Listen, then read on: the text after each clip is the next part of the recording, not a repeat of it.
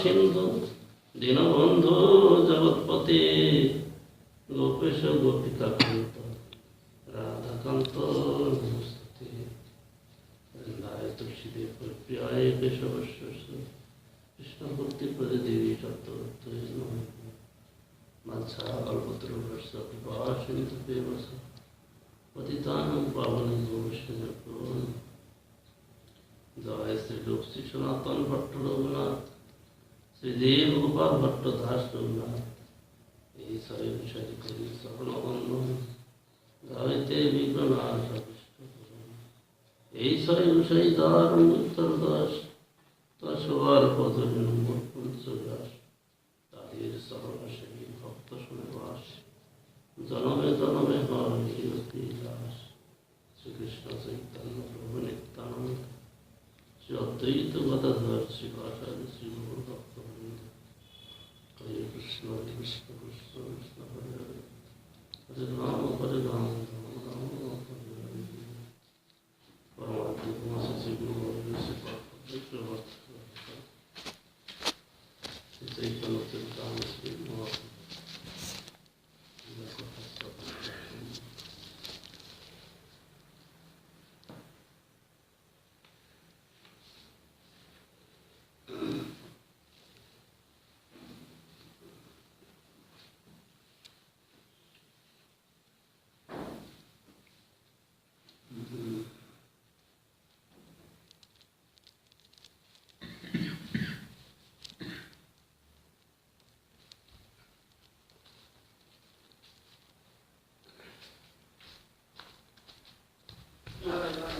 निताय गौर प्रेमानंदे हरि बोल।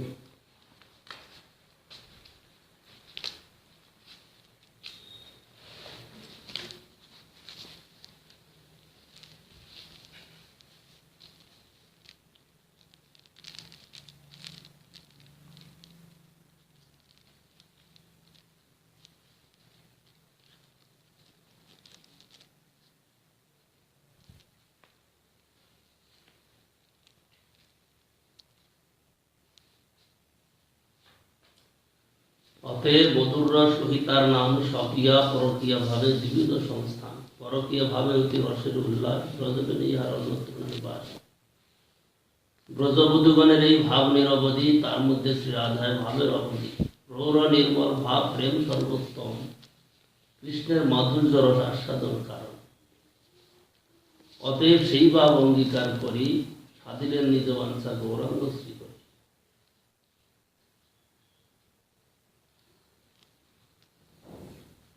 শিবেশনাং দুর্গম গতিরতিশয় নৌপনিষদাং মুনিনাং সর্বস্ব প্রণত পটলিনাং মধুরিমা বিনির্যাস প্রেম নো নিখিল পশুপালম্বুদৃশাং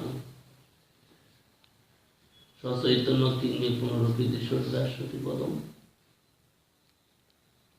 দেবতাদিগের পক্ষে দুর্গম উপনিষদগণের কষ্টগম্য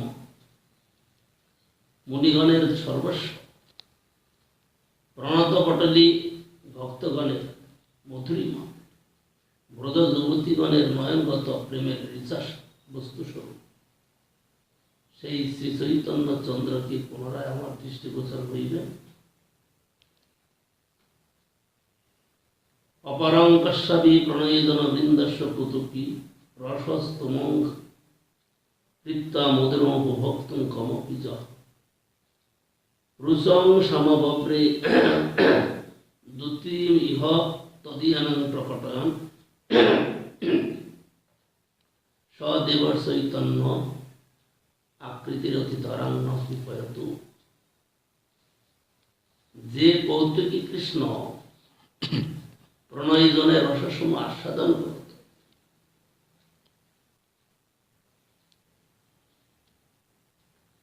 অপার কোন এক প্রকার মধুর রস বিশেষ ভোগ করিবার আশয়ে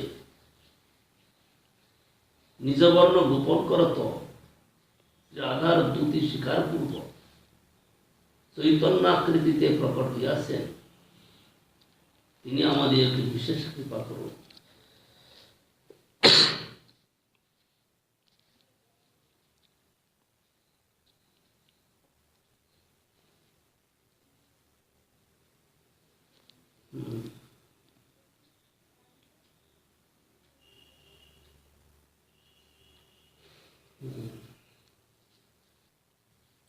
এই অধ্যায়ে মহাপ্রভুর অবতারের বিশেষ কারণ সম্বন্ধে বলছেন।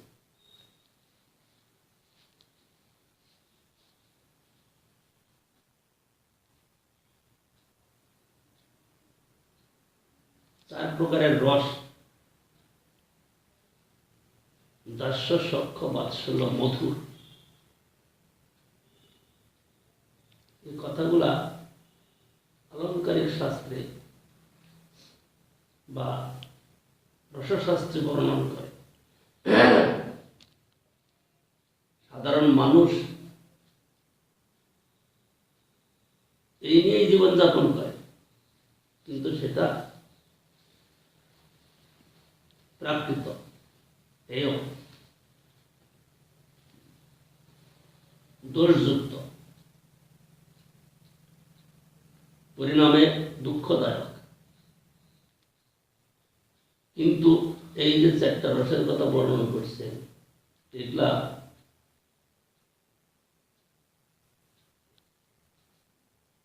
অপ্রাকৃত রস নিত্য ধামে, অপ্রাকৃত ব্রজধামে বা বৈকুণ্ঠেতে এগুলা জাজ্জল্যমান। সেখানে কোন রকমের হেয় অবস্থা নাই, সেখানে সব অপ্রাকৃত, সেখানে যা কিছু হয় সেটা চিন্ময়।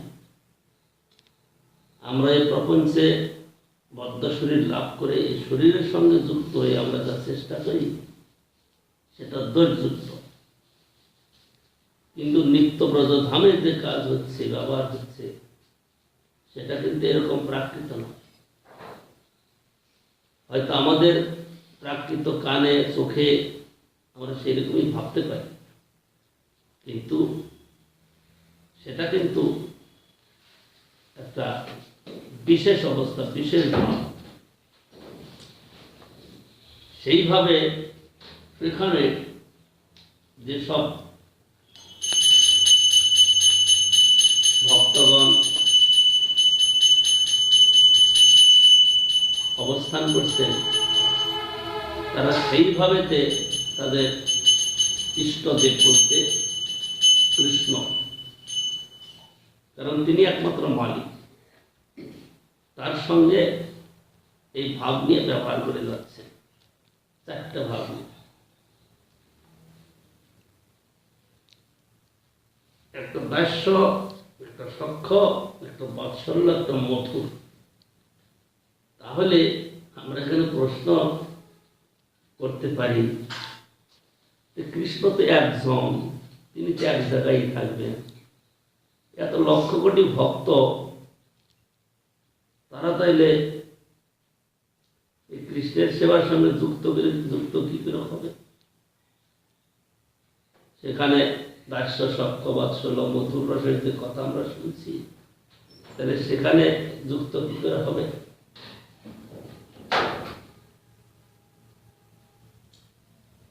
একটা কথা হলো, তার এক নাম অনন্ত।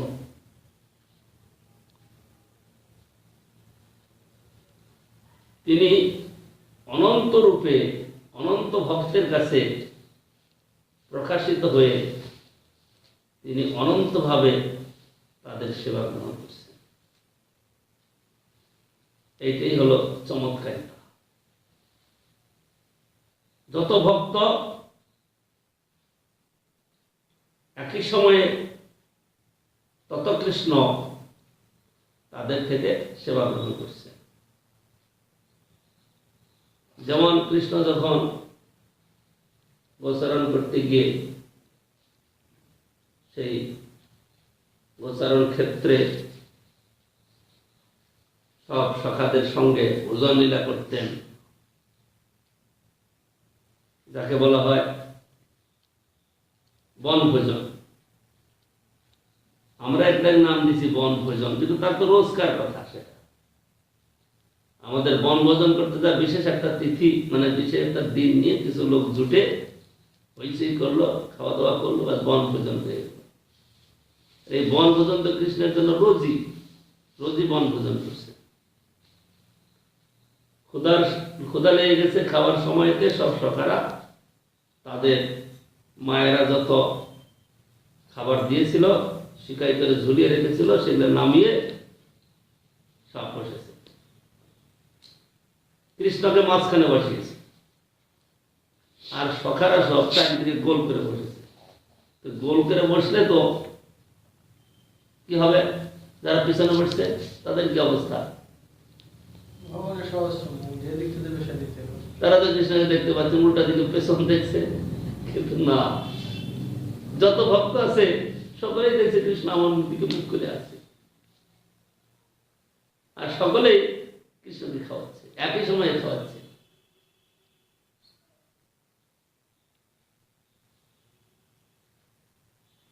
এই যে ভাবটা, এই যে অবস্থাটা, এটা হয়তো আমরা বুঝতে পারবো না। এই যে বিচিত্রতা কৃষ্ণের পক্ষে সম্ভব। তিনি সমস্ত ভক্তের সেবা একই সময়ে একই সঙ্গে গ্রহণ করছেন, কোনো অসুবিধা হচ্ছে না।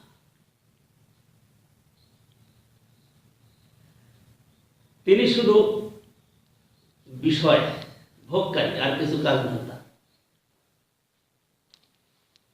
তিনি শুধু ভোগ করবেন। তার যে 4 প্রকারের ভক্ত, তাদের থেকে তিনি শুধু ভোগ করবেন, আর তাকে ভোগ দিয়ে ভক্তগণ আনন্দিত। এইটা হলো ভক্ত ভগবানের সঙ্গে যোগ। ভক্তের কাজ কি হবে?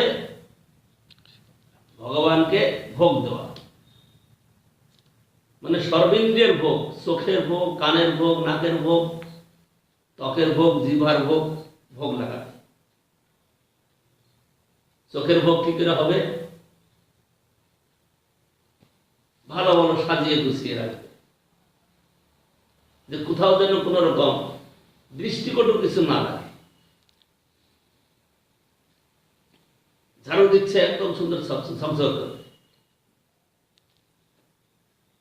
কোন দিকে তাকালো, কোনো ঝুল টুল নাই, পরিষ্কার ঝকঝক করছে, সাজানো গোছানো, ফুল মানে একদম চকচক করবে। তার দৃষ্টির ভোগ। আরেকটা কি?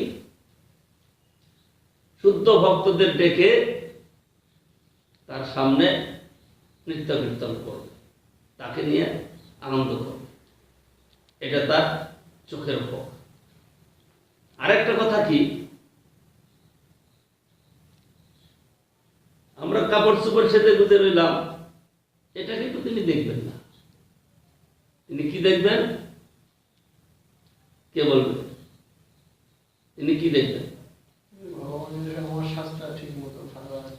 হ্যাঁ, আমার ভক্তরা সকল দেখবে, ভক্তরা সাজটা দেখবে, নিজেরও সাজ দেখবে। কি দেখবে? সাজগোজ কত সুন্দর আছে, নতুন নিত্য জামা কাপড়, এটা দেখবে কৃষ্ণ। পাগল কথা, এই কথা তো আগেই বলে দিলাম যে আমাদের শরীর তিনি দেখবেন না, তো কি দেখবেন তিনি? আমাদের হৃদয়টা দেখবেন। আমাদের হৃদয়টা কত সুন্দর সাজিয়েছি। কি দিয়ে সাজিয়েছি?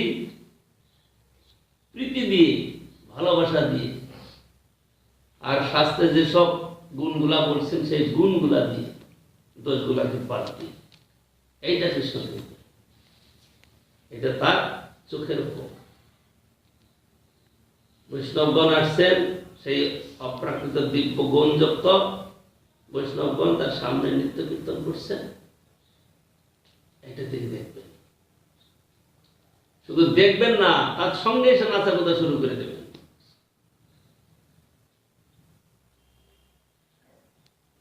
ভক্তগণ যখন কীর্তন করেন তখন মহাপ্রভু সেখানে আসেন, তাই না? কেন? আর সাধারণ লোকগুলো অষ্টপ্রহর করলে সেখানে যাবে? গুরু মহারাজ কীর্তন করছিল, নাকি মহাপ্রভু নাচছিল, কীর্তন করছিল। গুরু মহারাজ তারা বলছে, বলে হাওয়া গ্রহণ করো মহাপ্রভুকে, হাওয়া করো। বলে দেখছো না নৃত্য করে ঘেমে গেছে। অনেকবার এরকম হয়েছে, এটা স্বাভাবিক কথা। তো সেই জন্য যে রস আর আস্বাদন করবেন কৃষ্ণ, আর তার রসের যোগান দেবে ভক্তগণ। শান্ত রসে, দাস্য রসে, সক্ষ রসে, বাৎসল্য মধুর রসে ভক্তরা যোগান দেবে। কিরকম করে? তার পঞ্চ জ্ঞানেন্দ্রিয়ের ভোগ, চোখ, কান, নাক, জিহ্বা, ত্বক। চোখে কি? ভালো বস্তু দেখাতে হবে, ভালো বাগান সাজিয়ে রাখতে হবে, একদম সুন্দর ফুল ফুটে আছে, সেখানে গেলে মন ভরে যাবে। এটা একটা কথা একবার আচার্যপাদ বলেছিলেন। এটা আশ্রম মহারাজ আমাদেরকে শুনিয়েছেন। আচার্যপাদ তখন সেক্রেটারি, তিনি এলাহাবাদ মঠে গিয়েছেন। এলাহাবাদ মঠে আগে যে ঘর ছিল, মন্দির বারান্দা ছিল, যেখানে মঠ ইনচার্জের অফিস ছিল, তার পূর্ব দিকে ইন্দিরা, আগে তো ইন্দিরা ব্যবহার হতো, আগে তো জল এরকম ছিল না, ইন্দিরা বানানো ছিল বহুদিনের পুরানো ইন্দিরা। ইন্দিরা বুঝো? ইন্দিরা, ইন্দিরা বুঝো না? খুব বড় রকমের কুয়া যাকে বলা হয়, ওটা কি বলে তোমাদের ভাষায়? ইন্দিরা। ওটা তো মানে এটা তো মানে পুস্তকের ভাষা। ইন্দিরা অনেক বড়, উঁচু করা, চারিদিক বাঁধানো, ইন্দিরা বলে, বা কূপ, কুয়া বলে, কূপ। তার পাশে একটু দূরে একটা বেদি বানানো ছিল, বসা বেঞ্চ, সেটা ছিল সিমেন্টের। তিনি এক রাত্রে যখন ফুল ফুটে গ্রীষ্মকালে, বৈশাখ মাসে, এই গন্ধরাজ, জানো তো গন্ধরাজ ফুল? গন্ধরাজ ফুল রাত্রে ফুটেছে, সন্ধ্যার পর থেকে ফোটা শুরু করে, রাত্রে ফুটেছে ভালো। উনি মধ্যরাত্রিতে ওইখানে বসে পরিণাম করছে।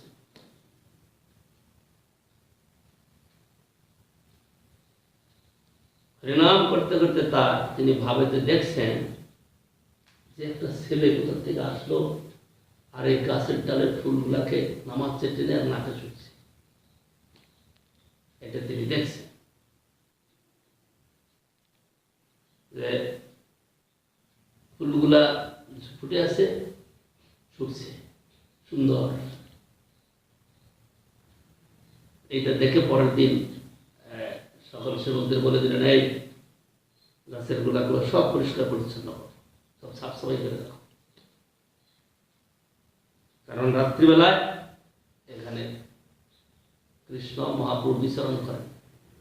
তারা রাত্রেই ফুল গাছের সৌন্দর্য অনুভব করেন, তার আস্বাদন করেন।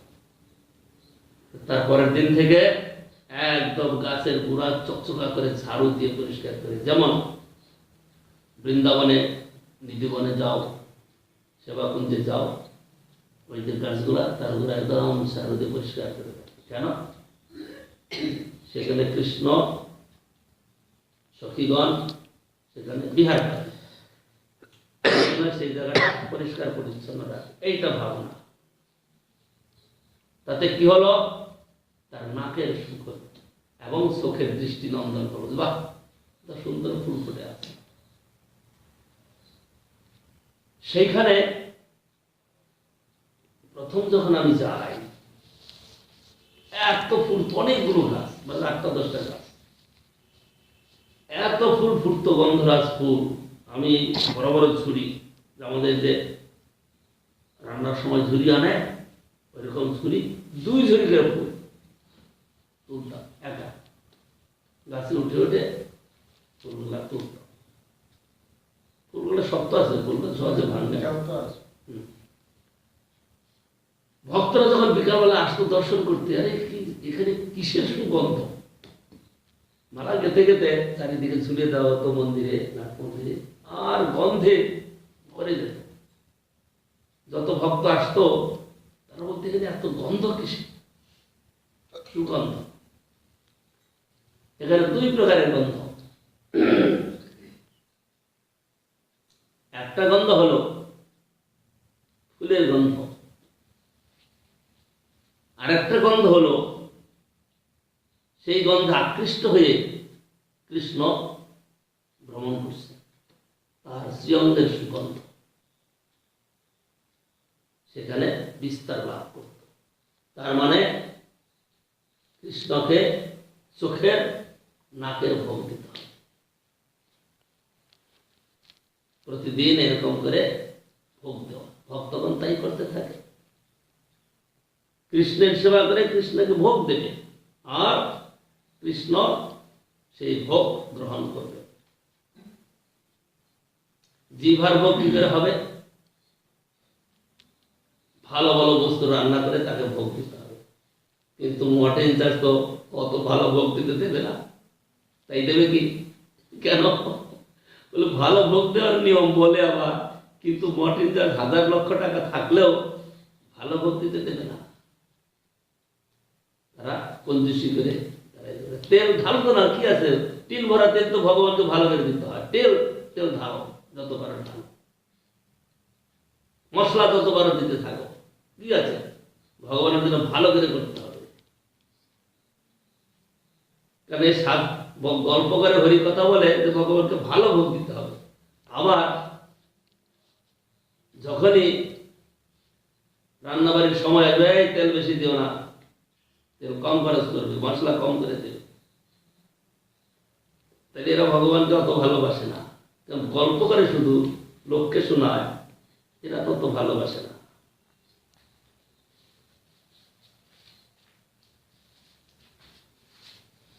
ভগবানকে ভালো ভোগ দিতে হবে শাস্ত্রে বলছেন, আর এটা সকলেই কীর্তন করতে থাকে। বৈষ্ণবগণ এইটাই কীর্তন করেন, গুরুবর্গ এইটাই কীর্তন করেন, কিন্তু এখানে একটা জিনিস দেখার আছে,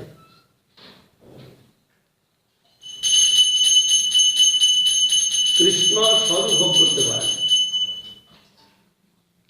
তার কোনো অসুবিধা নাই, কিন্তু এখানে বৈষ্ণবদের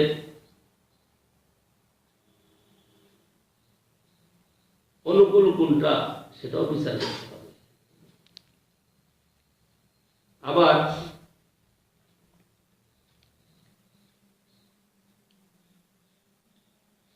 অর্থের অবস্থাও দেখতে হবে। আছে বলে খুব খরচ করে দিলাম হবে না। একদিন একটা দৃষ্টান্ত দিলাম না, কবেকার কথা,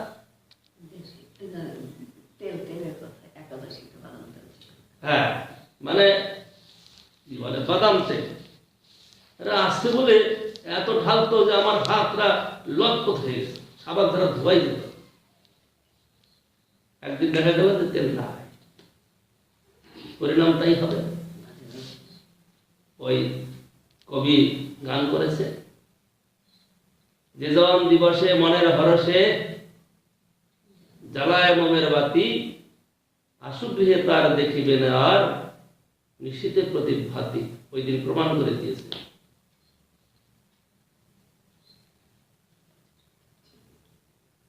এখানে আরো কথা আছে, তাই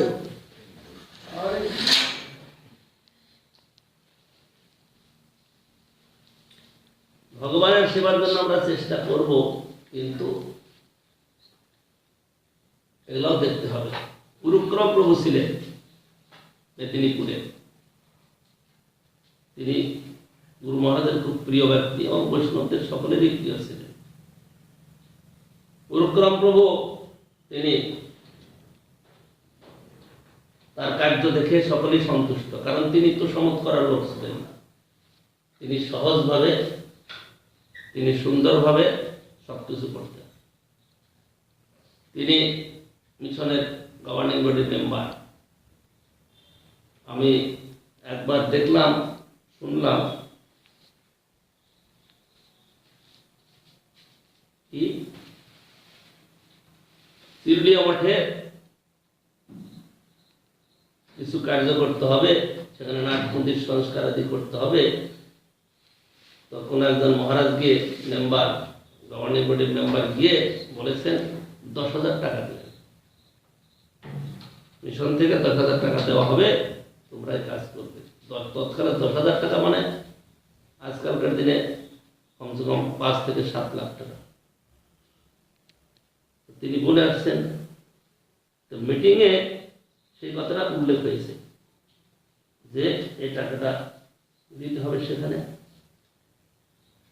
আচার্যপাদ মিটিংয়ে তখন তিনি প্রেসিডেন্ট, গুরুগ্রাম প্রভু উপস্থিত আছেন। তো তিনি কথাটা ধরেছেন কারণ তার বাড়ির কাছে, যে তিনি একজন গভর্নিং বডি মেম্বার কথা দিয়ে আসলো, সে কাজটা হবে না কেন? আচার্যপাদ বলছেন না, এই টাকা দেওয়া যাবে না, বললেই দেওয়া যাবে নাকি? তখন আচার্যপাদকে তিনি ধরেছেন, তাহলে মেম্বারের বিরোধটা কি রইল? গভর্নিং বডি মেম্বার কথা দিয়েছে, তাহলে আপনি তো সব কথা এরকম এড়ে ধরেন, অত টাকা কোথায় পাওয়া যাবে যে আপনাকে ব্যবস্থা করে দিতে হবে? কারণ আপনি হলেন প্রেসিডেন্ট, যা পাস করে দাও। মানে তাকে খুব মানতে। তিনি একবার পুরী মঠে উৎসব হচ্ছে, এই স্নানযাত্রা রথযাত্রা উৎসব হয়, তিনি ভান্ডারী। ভান্ডারী কি হয়েছে, রোজ পচা খাওয়া। তো ভান্ডারী তো গিয়ে প্রণাম করে, গুরু মহারাজকে সকালবেলা সকল বৈষ্ণবগণ যান, প্রণাম করেন। তিনি গিয়েছেন, বলে উত্তম যে আপনার ভান্ডারের কত পচা কলা আছে? মানে রোজই তো পচা কলা ভোগ দেয়, মানে ভোগ দেয়, মানে বৈষ্ণবদের দেয়, ভোগ দেয়। কত পচা কলা আপনার ভান্ডারে আছে? তিনি তার জবাব দিলেন না, কারণ পচা কলা রোজই থাকবে, আমাদের যেটা নিয়ম। তা যদি না হতো তাহলে মা যশোদা ওই দুধ নামাতে যেতেন না। তাহলে পড়ছে পড়ুক, কি আছে, কত তো গাই আছে, একটু দুধ পড়ে গেলে তো কি হবে? বাচ্চা কাদরদের খাওয়াচ্ছে, কিন্তু দুধ পড়ে যাচ্ছে সেদিকে লক্ষ্য নাই, পড়ে যাচ্ছে। এটা যদি হতো, মা যশোদা ভাবতেন, তাহলে কৃষ্ণের এই লীলাগুলা হতো না। এই কৃষ্ণের লীলাগুলার চমৎকারিতা জীব জগৎ বা মা যশোদা বুঝতে পারত না। ওখানে শাস্ত্রে বলছেন না, সুখদেব গোস্বামী পাদ কি বলছেন,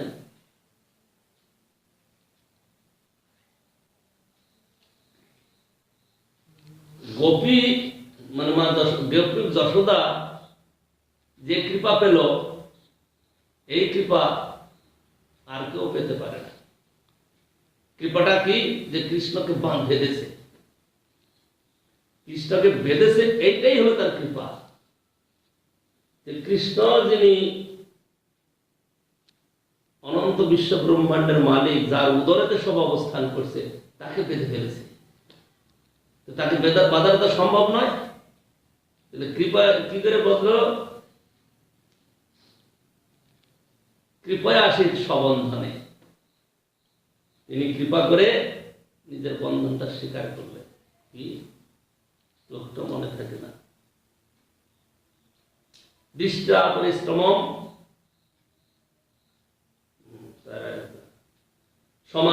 সমাতুর শীর্ণ গাত্রা বিশ্বস্ত কবর সজ দৃষ্টা পরিশ্রম কৃষ্ণ কৃপায় আশিস সবন্ধনে। মা তো পরিশ্রম করে ফেলেছে, মায়ের অবস্থা দেখে তিনি একদম নিজেও আর সহ্য করতে পারছেন না। বলে তা ঠিক আছে মা, তুমি যখন বাঁধবে কেন বাঁধবে? এতক্ষণ পর্যন্ত তার ঐশী শক্তি কার্যকর ছিল, ওই দুই আঙুল ছোটা পড়ছে। যখনই তিনি মায়ের পরিশ্রম দেখে একটু কৃপাযুক্ত হলেন, তার ঐশী শক্তি লুপ্ত হয়ে গেল, অন্তর্ধান করল, আর কৃষ্ণের পেটটা অতটুকুই রয়ে গেল এখানে পেটে। তাইলে এই যে কৃপা, এই কৃপাটাকে আর কেউ পাবে? যদিও বলতেন দুধ পড়ে যাচ্ছে, বলুন না একটু, কি আর আমি কৃষ্ণকে খাওয়াই, পচা গলা তো ফেলে দাও না, ভালো গলা তো আনবে, আছে। তাইলে সেবা বোঝা যাবে না, তাইলে সেবা হবে না। কৃষ্ণকে ভালো জিনিস খাওয়াতে হবে, ভোগ দিতে হবে, বৈষ্ণবদেরও তাই। কিন্তু ওই ভালো জিনিস দিতে গিয়ে আজকে ভালো খাওয়ালে কালকে নাই, সেটা কি হবে? রোজ তাতে খাওয়ার অসুবিধা না হয়। উৎসবাদী হচ্ছে সেদিন ভালো ভালো খাওয়াবে, সেটা তো উৎসব। কিন্তু প্রতিদিন যেটা হবে তাতে তার ভোগটা ঠিক ঠিক লাগে, নিয়মপূর্বক লাগে। আজকে 5 প্রকার দিলে কালকে দেখলেন নাই কিছু, একটু লঙ্কা লবণ দিয়ে বা একটু শাক দিয়ে ভোগ দিয়ে দিল, তাহলে হবে না। এই জন্য ভান্ডারে সবসময় লক্ষ্য রাখবে যে পচা কলা হলেও যেন কলা দেওয়া যায়। ভালো কলা সব দিলাম আজকে, কালকে কলা না হয়, তাহলে হবে না। এইটা হলো শিক্ষা। তাহলে আমরা রসের কথা শুনছি, ভক্তরা কৃষ্ণকে রস ভোগ করান, রস মানে আনন্দ প্রদান করে, কৃষ্ণকে আনন্দ দেয়। ভক্তরা কৃষ্ণকে আনন্দ দিয়ে সুখী থাকে। এই মায়ের কথাটা বারবার বলতে শুনতে ভালো লাগে। কেন? মায়ের স্নেহটা তার সন্তানের প্রতি অপার। মা নিজে না খেয়ে থেকে সন্তানকে খাওয়ায়, এটা ঘুরি ঘুরি দৃষ্টান্ত, এটা চোখে দেখা। যদি কোনো বস্তু ভালো হয়েছে, 3-4 জন সন্তান থাকলে তারা ঝগড়া করে খাবে, আর মা তাতে বেশি খুশি হয়। মা আমাকে ওইটা দিতে হবে, ওইটাই দিতে হবে, ওইটাই দিতে হবে, 3-4 জনে ঝগড়া লাগিয়ে দিল। মায়ের গালাগালি দিচ্ছে, কিন্তু গালাগালি আনন্দের গালাগালি, ওতে মায়ের অধিক সুখ হয়। সে যদি দিতে কিছুই নাই, মাকে বলে কাল থেকে আগে রেখে দিতে হবে, খেতে পারে না রেখে দিতে হবে, মাকে তাই করবে। কিন্তু যারা পরিবেশন করে তারা আগে তাই করে নেয়। যদি শেষ হয়ে গেলে কারণ অল্প রান্না একটা ভালো জিনিস পুষ্পান্ন হয়েছে বা পরমান্ন হয়েছে, বাড়াবড়ি আগে থেকে একবার লুকিয়ে রেখে দিতে হবে।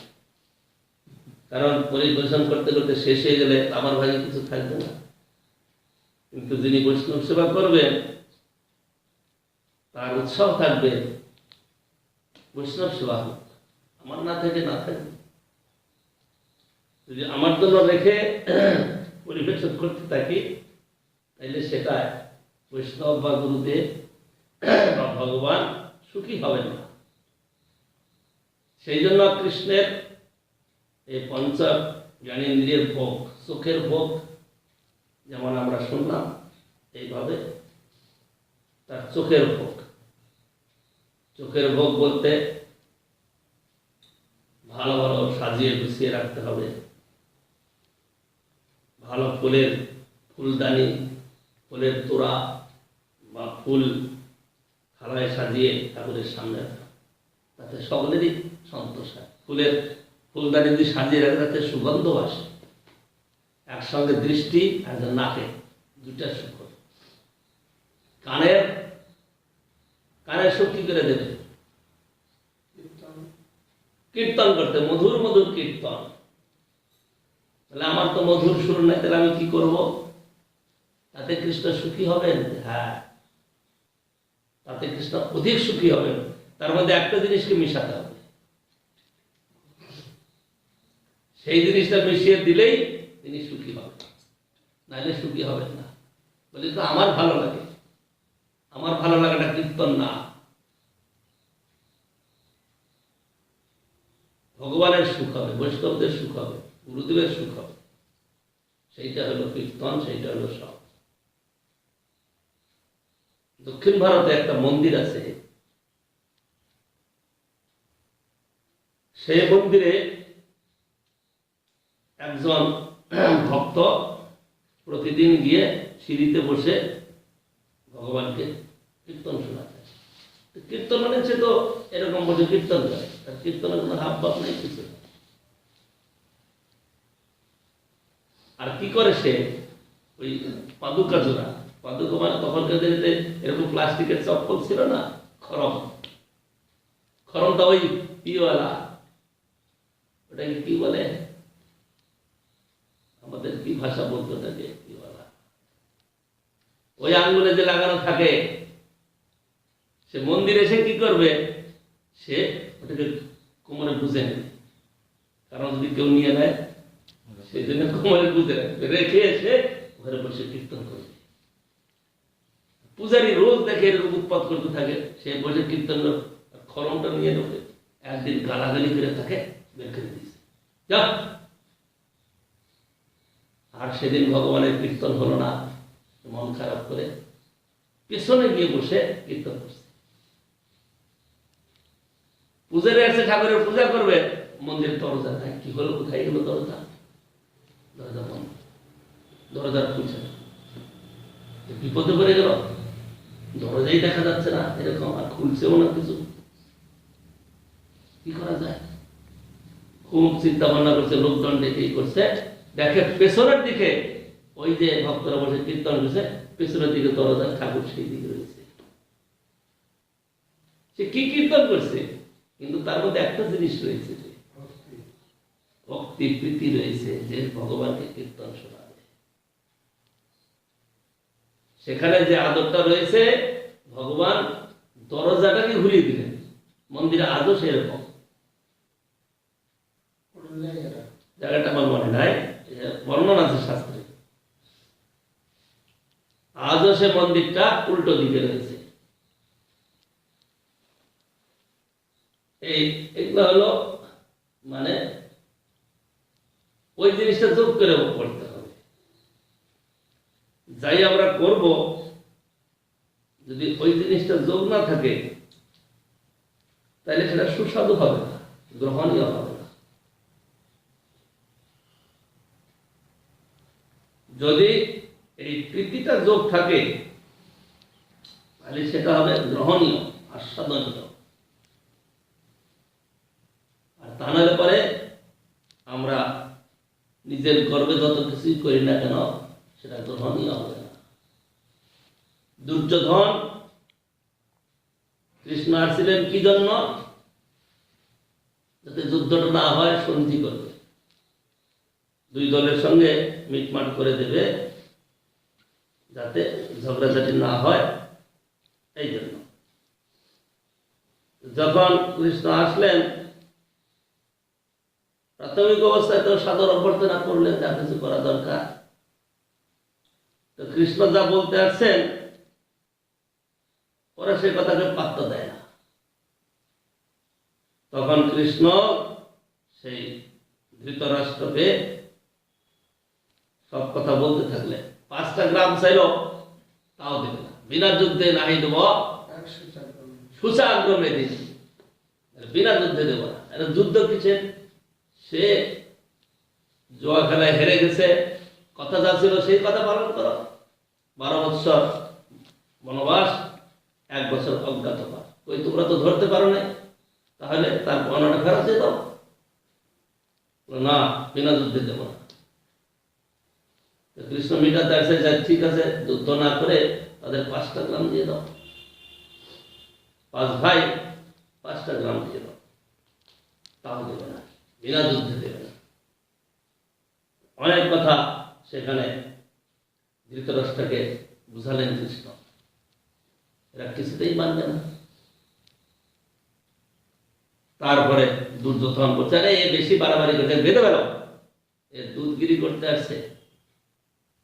সেখানে তিনি নিজের ঐশ্বর্য দেখালেন, ভক্তরা তো খুব খুশি হলেন, কিন্তু ওরা তো বুঝতে পারল না। তারপরে ভোজনের ব্যবস্থা, কৃষ্ণকে দুর্যোধন বা তার দল ডেকে ভোজন করাবে, মিটলো না তো, সন্ধি হলো না, মিটলো না, কিন্তু তারপরে তো ভোজন করাতে হবে। দুধ, কৃষ্ণ দুধ হয়ে গিয়েছে, তো দুধের ভোজনের তো চাই। সেখানে দুর্যোধন অনেক রকমের ব্যঞ্জন আদি তৈরি করে, লোকজন দিয়ে, দাসী চাকরি দিয়ে সব তৈরি করেছে, অনেক কিছু আয়োজন করেছে।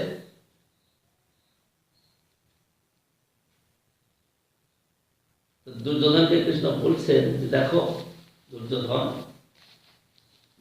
খাওয়ার কয়েকটা ভাব থাকে। একটা ভাব হইল ক্ষুধা, ক্ষুধা থাকলে খাবে। আরেকটা হলো যে খাওয়াবে তার সঙ্গে প্রীতি ভাব চাই।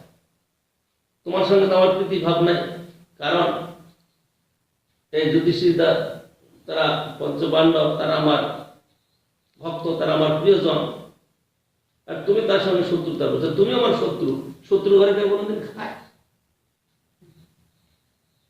কেন আমার প্রিয়জনদের তুমি শত্রুতা করছো, তাহলে তুমি তো তার শত্রু, মানে আমার শত্রু। শত্রুর ঘরে কোনোদিন খায়? খায় না। যদি প্রিয়তা থাকে তাহলে তুমি তো আমাকে ভালোবাসো না, আমি তোমার ঘরে খাবো কি করে? অত কিছু আয়োজন ছেড়ে দিয়ে গিয়েছেন বিদুরের ঘরে। বিদুরের ঘরে যখন গিয়েছেন, বিদুরানী তখন স্নান করছিলেন।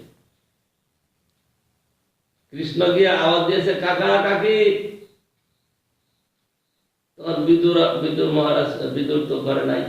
বিদুরানী শুনে একেবারে আত্মহারা হয়ে গেছে, কৃষ্ণ এসেছে। তখন তিনি স্নানশালায় স্নান করছেন। একটাই তো কাপড়, তাদের অত বাহাদুরি নাই। কি করবে? কৃষ্ণ তখন বুঝতে পারছেন যে কাকে অসুবিধায় পড়েছে, নিজের কাপড়টাকে ছুড়ে দিলেন। এটা বলে কৃপা। নিজের কাপড়টাকে ছুড়ে দিলে যে একটা কাপড় কোথা থেকে আসলো। ওর ভাবই অন্য, সে ভাবতে পারছে না যে কৃষ্ণের কাপড় বাকি। তিনি কাপড়টা জড়িয়ে কৃষ্ণকে স্বাগত করছেন। কাকিমা, আমি তো আসলে আমার ক্ষুধা খুব লেগেছে। আরো বিভোর হয়ে গেল, কৃষ্ণ খেতে যাচ্ছে, কি দেব? ঘরে গিয়ে দেখে কলা আছে, কলা নিয়ে আসছে। কলা এনে কলা ছাড়াচ্ছে, তার শ্বাসটাকে ফেলে দিয়ে খোসাটাকে হাতে দিচ্ছে। আর কৃষ্ণ সেই খোসাটাকে মনে আনন্দে খেয়ে দিচ্ছে। কারণ ওখানে কি আছে? প্রীতিটা রয়েছে। কলার খোসা আমরা খাবো কোনোদিন, কিন্তু কলার খোসা খাওয়াটাও কিন্তু ভালো। আমরা ফেলে দেই, কলার খোসাতে কিছু গুণ নাই নাকি? যথেষ্ট গুণ আছে। কলার মধ্যে যেসব বস্তুগুলো রয়েছে, মানে শ্বাসের মধ্যে, তার খোসার মধ্যে তার চেয়ে বেশি গুণ রয়েছে। যেমন পান্তা ভাত। পান্তা ভাত খায় না লোকে? পান্তা ভাত বলে গরম অন্নের চেয়ে পান্তা অন্নেতে অধিক গুণ। জানো, পান্তা অন্নেতে আগের দিন রান্না করে জল দিয়ে রেখে পরের দিন খেলে তাতে বেশি গুণ প্রকাশিত হয়। রুটি, গরম গরম রুটি আমরা মুখের রুচিতে খাবো, কিন্তু সেই রুটি পরের দিন খাও, তাতে অনেক গুণ প্রকাশিত হয়। আমরা সেটা বুঝি না। সে কলার খোসা দিচ্ছে, আর কৃষ্ণ মনের আনন্দে কলার খোসা খেয়ে যাচ্ছে। ওই সময় বিদুর এসে গেছে। বিদুর এসে দেখছেন কি, বিদুরানী তিনি কলাগুলোকে ফেলে দিয়ে খোসাগুলো দিচ্ছে। তার মনে তো খুব একটা সংকোচ হয়ে গেলে, রে কি করছো? তখন তার হুশ আসছে। তখন কৃষ্ণ বলছেন, কাকা, আমি ওটাই যে স্বাদ পাচ্ছিলাম, এই কলাটার স্বাদ সেই স্বাদ নাই। কেন? কলাতে সেই স্বাদ নাই। কেন? সেই যে প্রীতি ভাবে, যে সে ভাবে বিভোর হয়ে আমাকে দিচ্ছিল, সেটা আমি খাচ্ছিলাম, আর এখন সে কলার সাথে সেই স্বাদটা নাই। সেই জন্য যদি প্রীতিটা থাকে, তাহলে ঠাকুর সেটা গ্রহণ করবে। আমরা কীর্তন করব, আমরা যা কিছু করবো, সাজাচ্ছি, যে বৈষ্ণবরা এসে বলবো, খুব ভালো সাজিয়ে, কে সাজিয়েছে? শুনলে পর মনটা খুব খুশি হয়ে যাবে, সেই জন্য সাজাচ্ছি না। হৃদয়ের প্রীতির আকর্ষণে সাজাচ্ছি। মা তার সন্তানদের জন্য রান্না করে, মা তার সন্তানদেরকে ভালোবাসে, কি লোকে প্রশংসা করবে তার জন্য? বা ছেলেরাই বলে, মা আজকে তুমি ভালো রান্না করেছো, এই প্রশংসা শোনার জন্য? না, ছেলে তো জানেই না কোনটা ভালো কোনটা মন্দ। জানে কি? বাচ্চা ছেলেগুলো তো খেলবে, ছুটে এসে মাকে বললো, মা খেতে দাও, খেতে দাও। যা পেলো একটু খেয়ে আবার ছুটলো। ও খাবার রুচিটা কি করে বুঝবে? কিছু জানেই না। কিন্তু মা জানে যে কোনটা আগে খেতে হয়, কোনটা পরে খেতে হয়। সেইভাবে তাকে খাওয়ায়, আর সে খুশিতে খেলাধুলা করে। এইটা তো স্নেহ, এইটা হলো প্রীতি। সন্তানরা খেতে খেতে সব শেষ করে দিল, কিছুর সাথে অন্য লবণ দিয়ে খেলো, তাতেও তার খুশি। এইরকম যে প্রীতি, এই প্রীতিটাকে যোগ করে আমাদের করতে হবে। আমরা ভোগ রান্না করব, ভোগ লাগাবো তার জিহ্বার সন্তোষের জন্য, তার যে রসনা ইন্দ্রিয়, এই রসনার সুখের জন্য ভোগ দেওয়া, সেটা তার জন্য তৃপ্তিকর হয়। তৃপ্তিকর কেবল বাহ্যিক নয়, আন্তরিক। যিনি ভোগ রান্না করবেন, যিনি ভোগ লাগাবেন, এই দুইজনের মধ্যে যেন প্রীতির যোগটা থাকে। যদি প্রীতিটা থাকে তাহলে ভগবান সেটাকে গ্রহণ করবেন, আর প্রীতি না থাকলে পারে তাইলে ভগবান সেটা গ্রহণ করবেন না, সেটা প্রসাদ হবে না। আমরা তো মনে করি প্রসাদ খাচ্ছি, এটা প্রসাদ হবে না। সেই জন্য তাকে ভোগ লাগাতে হবে 4 প্রকার রসে: দাস্য, সখ্য, বাৎসল্য, মধুরী। তো নিজ নিজ ভক্ত, মানে যে যে রসের ভক্তগণ, তারা সেই রসের সেবা করে কৃষ্ণকে সুখী করে, আর কৃষ্ণ সেই সেবা গ্রহণ করে তিনি আনন্দ পান, আর তার আনন্দ দেখে ভক্তগণ আনন্দ পায়। ভক্তগণের পৃথক আনন্দ নয়। যেখানে মা বাইরে যাবে, কোথাও যাবে, কোনো আত্মীয় বাড়ি কোথাও যাবে, মা সেজে গুছে দিল। অনেক জায়গায় দেখা যায় তার সন্তানগুলো, বালকগুলো ওই চুল উস্কো ফুস্কো রয়েছে, মুখে তেলও লাগায়নি, কিছু না, চলছে হাত ধরে। অনেক জায়গায় দেখেছি। এটা মায়ের আদর নয়। আগে বালকটাকে ভালো করে সাজিয়ে গুছিয়ে দেবে, আবার কপালে একটা কালো টিপ লাগিয়ে দেবে, কারণ চোখ না লাগে। আর নিজের কাপড় চোপড় পরার দিকে তো দৃষ্টি থাকবে। যদি শুধু নিজেরই রইল, আর কি করবে, কুকুরটাকে নিজের কোলে নেবে, বাচ্চাটাকে দেবে দাসী চাকরানির কোলে, এরকম হবে না। যদি এরকম করে তাহলে সেখানে প্রীতি থাকবে না। আর যদি নিজের থেকে করার চেষ্টা করে বা করে, সেখানে প্রীতি আসবে। সুতরাং প্রীতিটাকে, আদরটাকে, মমতাকে যোগ করে করতে হবে, যাই করবে না কেন। কীর্তন করি তার কানের সুখের জন্য। মধুর সুর, মধুর কণ্ঠ, মধুর তাল, মধুর বাদ্য বাজনা আদি সব। কাসর তো বাজাবে, কানে গিয়ে খটখট করে লাগে, তাহলে কাসর বাজা, ধমকটা একটু লাগালাম, তারপরে একটু কম। আরে ভাবটা তো বুঝতে হবে। যখন হইচই কীর্তন হচ্ছে, তুমুল, সেখানে যেরকম বাজাও কোনো দোষ নাই, সেখানে আসতে বাজালে আরো ক্ষতি করে। সেখানে কাসর বাজাও, ঘন্টা বাজাও, জোর জোর বাজাও। কিন্তু যখন মৃদু কীর্তন হচ্ছে, তখন যদি বাদ্যের আওয়াজটা একটু জোর হয়, তাহলে কানে গিয়ে লাগবে। সেটা কখনোই ভগবানের সুখকর হবে না।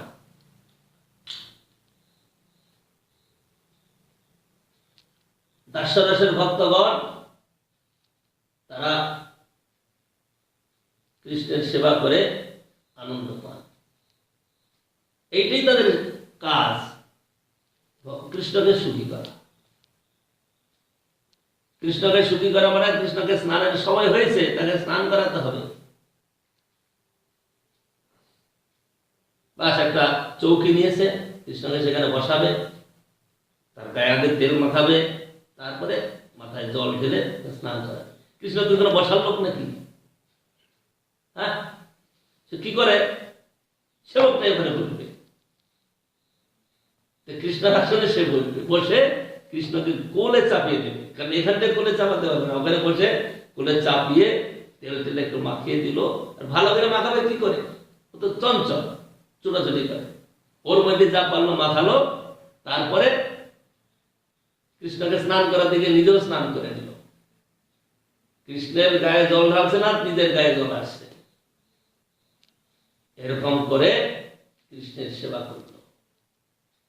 সক্ষরে দাস্যরসে, সক্ষরসে ওই বনভোজনে গিয়ে বনে পড়ছে খেতে, উচ্চারণে কৃষ্ণকে মাঝখানে বসিয়েছে আর চারিদিকে বসেছে। তো কৃষ্ণ তো পেছন দিকে কি করে দেখবে না, কৃষ্ণ একসঙ্গে সকলের থেকেই সেবা নেবে। যত সখা বসেছে চারিদিকে তারা বলছে কৃষ্ণ আমার দিকে তাকিয়ে আছে। তো নিজের মা যা কিছু দিয়েছিল সব খাওয়াচ্ছে, একসঙ্গেই খাওয়াচ্ছে, কিন্তু কেউ কাউকে জানতে পারছে না, বুঝতে পারছে না। যা ওর হাতে সময় লেগে গেল, মুখে গেল না, এসব কেউ বুঝবে না। সকালে মনে করছে আমি কৃষ্ণকে খাওয়ালাম, কৃষ্ণ খুশি হয়ে খেয়ে নিল। আবার কৃষ্ণকে যে মা দিয়েছিল তাও সকলকে মুখে দিয়ে দিল, এই খেয়ে রাখে না, মা কেমন দিয়েছে। এটা হলো সক্ষরসের প্রীতি, সক্ষরসের ভাব। সেখানে গিয়ে মারামারি করছে, আবার কি দুইজনে দুটো সার হয়ে গেছে, মাথায় গুতাগুতি করছে। একদম একজনকে হারিয়ে দিচ্ছে আর একজনকে গুতাগুতি করে হারিয়ে দিচ্ছে। এরকম করে সক্ষরসে, বাৎসল্য রসের মা যশোদা আদি যারা গুরুস্থানীয়া গোপী আছেন তারা কৃষ্ণকে এরকম ভাবে সেবা করছে। মা যেমন তার সন্তানদের আদর করে সেবা করে, মধুর রসের ভক্তগণ গোপীগণ তারা কৃষ্ণের সেবা করছে। এইভাবে ভক্তগণ তারা এই রসের সেবা করেন। সেখানে কৃষ্ণকে সুখী করে ভক্তরা নিজেরা সুখী হন, কৃষ্ণকে খাওয়িয়ে ভক্ত সুখী হন। আর আরেকটা কথা, কৃষ্ণকে ভোগ দিলে কৃষ্ণ যেন সব খেয়েও নেবেন, খেয়ে নিলেও তিনি দয়ালু, তিনি ভক্তদের কৃপা করে আবার বলে এরা খাবে কি, সব পরিপূর্ণ করে রেখে দেন প্রসাদ। যেটা গোবর্ধন পূজার লীলার সময় দেখিয়েছে, সব খেয়ে দিলেন, খাওয়ার পরে আবার এরা খাবে কি, এরাতে এত লোক জুটেছে, আবার সব পাত্রে হাত দিলেন, পরিপূর্ণ হয়ে গেল। মাধবেন্দ্র পরিপাত ভোগ লাগিয়েছেন গোপালের,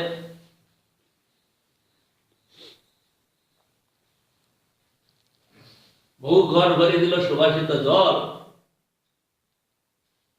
বহুদিনের ক্ষুধায় গোপাল খাইল, সকল সব খেয়ে নিল। এটা মাধবেন্দ্র পরিপাত দেখছেন, আরে গোপাল এত এত ভোগ লাগিয়েছে, তার জন্য এত অন্ন, এত ডাল, এত তরকারি, এত রুটি, এত লুচি, এত পুরি সব খেয়ে নিল, কি আনন্দ হচ্ছে, কৃষ্ণ খাচ্ছে। তারপরে আবার কি করছে, হাতটাকে সব পাত্রে লাগিয়ে দিল, সব পরিপূর্ণ হয়ে গেল। এইভাবে ভক্তগণ প্রভুর সেবা করে, কৃষ্ণের সেবা করে তাকে সুখ দেওয়ার জন্য, আর তার সুখেতে ভক্তগণ সুখী হন। মহাপ্রভু তিনি কৃষ্ণই, কিন্তু তিনি এখন গৌরাঙ্গ হয়েছেন। কেন? এই যে ভক্তগণ এত কষ্ট করে সেবা করছে, তারাও না খেয়ে আমাকে খাওয়াচ্ছে, তারা তাতে সুখী। এই যে তার আনন্দ পাই, এই আনন্দটা কেমন? আমরা কিন্তু তা পাই না। আমরা যদি না খাই, আমরা যদি ভালো না থাকি, এটা ভগবানের দিক। কিন্তু ভগবান নিজে দেখছেন যে ভক্তরা তো আমার সেবা করে, এত অসুবিধা, এত কিছুর মধ্যে সেবা করে, তারা কোনোদিন সেবা ছাড়ে না, আরো বেশি করে সেবা করে, আর বেশি উল্লাসের সঙ্গে করে। এটা এর মধ্যে কি বস্তুটা আছে? এটা কি একটা বস্তু আছে যে আরো বেশি করে সেবা করে?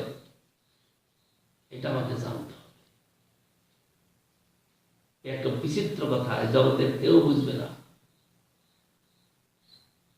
একমাত্র গৌরীয় বৈষ্ণবগণ মহাপ্রভুর সিদ্ধান্ত যারা নিয়েছেন, গোস্বামীগণ ছাড়া আর অন্যান্য যত রসের ভক্ত আছে কেউ বুঝবে না, কেউ বুঝার না, এই প্রীতির কথাটা কেউ বুঝবে না। সেই মহাপ্রভু তিনি কৃষ্ণই, তিনি এই গৌর রূপটা ধারণ করলেন কেন? ভক্তগণ তার সেবা করে যে আনন্দ পায়, তিনি ভাবলেন এত অসুবিধার মধ্যে এরা সেবা করে এত আনন্দ পাচ্ছে, আনন্দটা কেমন আমাকে একটু বুঝতে হবে। তার জন্য সেই কৃষ্ণই তিনি গৌর সুন্দর রূপে অবতীর্ণ হয়ে তিনি ভক্তদের থেকে সেবা নিয়েছেন। আর কৃষ্ণের সেবাতে যে আনন্দ সেটা তিনি অনুভব করার চেষ্টা করেছেন, কিন্তু শেষ করতে পারেন নাই। সন্ন্যাসী বৈরাগী হইয়া ভ্রমে দেশে দেশে, তবু না পাইল রাধার প্রেমের উদ্দেশ্যে। কৃষ্ণকে যে ভালোবাসে তারা, কেন ভালোবাসে, এত ভালোবাসে কি জন্য, এত প্রেমের উচ্ছ্বলিত অবস্থা কেন, এটা মহাপ্রভু কৃষ্ণ নিজেও বুঝতে পারবেন না। সুতরাং ভক্তরা সেটা বুঝে। এই যে বুঝের কথাটা, এইটাকে আমাদের আস্বাদন করার জন্যই মহাপ্রভু লীলা করেছেন আর এই গ্রন্থ আদি রচনা করেছেন, যাতে আমরাও যারা তার ভক্ত, তার সেবা করার চেষ্টা করছি, আমরা যাতে সে বস্তুটা আস্বাদন করতে পারি, সেই জন্য তারা ব্যবস্থা করে দিয়েছে। এটা তো শেষই হচ্ছে না।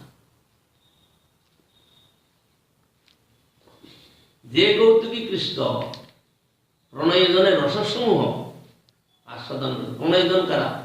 দাস্য শব্দ বাৎসল্য মধুর রসের ভক্ত। আস্বাদন করে তো অপার অসীম, কোন এক প্রকার মধুর রস বিষয়ের ভোগ করিবার আশায় নিজ বর্ণ গোপন করা তো শ্রী আধার গতি স্বীকার পূর্বক চৈতন্যাকৃতিতে প্রকট হইয়াছে। তিনি আমাদেরকে বিশেষ কৃপা করুন। এটা রূপ গোস্বামী পাদ তার গ্রন্থে বর্ণন করেছেন। বাঞ্ছাকল্পতরু গোস্বামী পাদ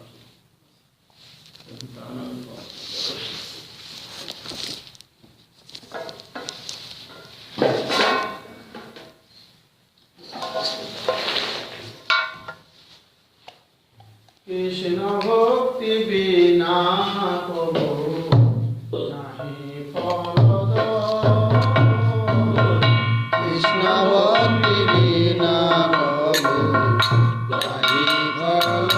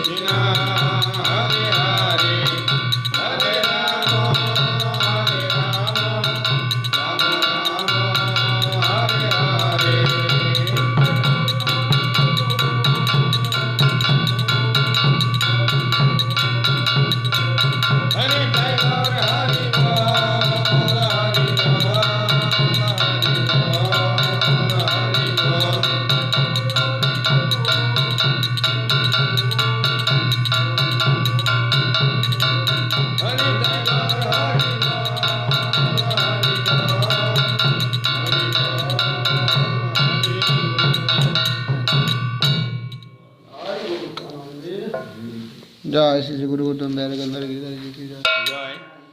जय हरिनारायण कीर्तन महाराष्ट्र की जय। विष्णुवासी भक्ति विभाग मुशाई महाराज की जय। जय नित्य वैष्णव विष्णु भात शास्त्र श्रीमद भक्ति शहीद परिवार महाराज की जय। जय नित्य वैष्णव विष्णु भात श्री श्रीमद भक्ति श्री भागवत गोसाई महाराज की जय। जय नित्य वैष्णव विष्णु भात श्री श्रीमद भक्ति केवल और गोसाई महाराज की जय। जय नित्य वैष्णव विष्णु भात श्री श्रीमद भक्ति मणि तीर्थ गोसाई महाराज की जय। जय नित्य वैष्णव विष्णु भात श्री श्रीमद भक्ति भरपूर गोस्वामी ठाकुर की जय। जय नित्य वैष्णव विष्णु भात श्रीमद भक्ति सिद्धांत सरस्वती गोस्वामी प्रभुपाद की जय। जय नित्य वैष्णव विष्णु भात श्री श्री लघु विश्वदास बाजी महाराज की जय। जय नित्य वैष्णव विष्णु भात श्री सच्चिदानंद भक्ति ठाकुर की जय। जय नित्य वैष्णव विष्णु भात वैष्णव सर्वमन जगन्नाथ दास बाजी महाराज की जय। जय जय बलदेव विद्याभूषण विष्णु चक्रवर्ती नरोत्तम विष्णु जय। जय जय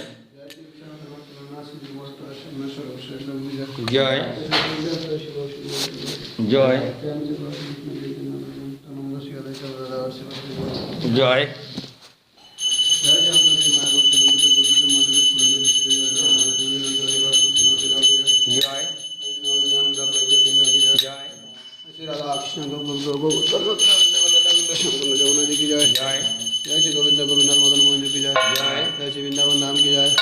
वृंदावन धाम लीला गोविंद की जय। जय श्री पुरुषोत्तम धाम की जय। जय जगन्नाथ सुभद्रा जी की जय। जय श्री भक्ति विघ्न विनाशकारी भगवान सिंहदेव की जय। जय श्री भक्तराज प्रहलाद महाराज की जय। जय श्री राधा माधव विलम्ब गौर हरि की जय। जय श्री गौरदास जी की जय। श्री दामोदर जी की जय। जय श्री राधा रमन जी की जय। श्री नामादेव दास ठाकुर की जय। जय श्री दत्तधाम की जय। श्री गोविंद की जय। जय श्री गंगा जी की जय। जय श्री नाम हट्ट की जय। जय श्री नाम प्रभु की जय। जय श्री विंध्या देवी की जय।